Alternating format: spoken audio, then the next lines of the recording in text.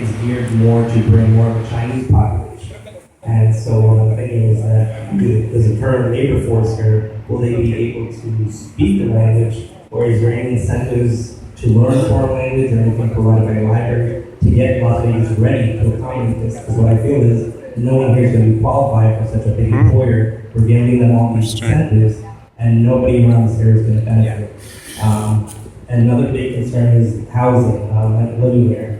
With the convention center buying all the property out here, $1 billion convention center is coming, that's great. But for the residents here, my apartment complex, they just started raising the rates.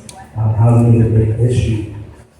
And you were mentioning also the child care and so forth. One thing I was suggesting is, have we looked at encouraging employers such as MGM and Caesars to provide employer housing and child care incentives?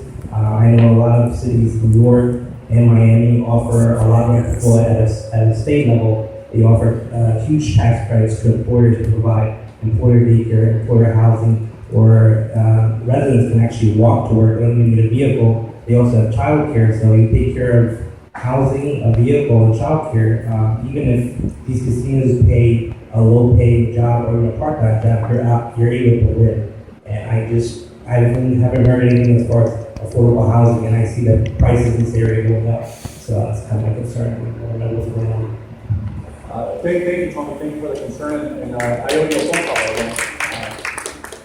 again. So on the first topic, with the Resorts World Las Vegas, first of all, I'm excited that our economy is picking back up. As you noticed, I didn't touch much on jobs or the economy. For the past 3 legislative sessions, we focused all of our time on job creation, on building the environment for businesses to thrive here in the state of Nevada. We passed the Omnibus Economic Development Bill back in 2011, which helped create the Catalyst Fund, the Knowledge Fund to attract business to the state. So I'm very happy now that, look, there's still people that are unemployed. And I think we should continue creating that environment for everybody to the point where everybody has a job. But right now, again, going back to my remarks at the beginning, if we do want to continue attracting other businesses that are not casino businesses, we need to invest in education to be able to diversify, right? To be able to have the trained workforce for not just casino jobs. And again, a lot of those jobs are complicated jobs. But I'm talking about manufacturing jobs, IT jobs. There's no reason why we shouldn't be competing with Silicon Valley on bringing technology to Nevada. There's no reason why Nellis Air Force Base has to take their planes to Arizona to get them fixed and then bring them back. We should be able to have the workforce here, the trained workforce here, to be able to fix those planes here in the state. So going back to your question, Resorts World is, in my opinion, good news for our economy. I mean, you're talking about a $2 billion project. $2 billion project that's going to create over 16,000 jobs here in our local economy.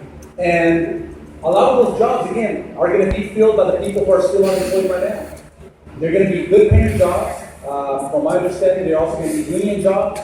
And so I don't know specifically what casinos are doing to try to create programs for housing for their employees.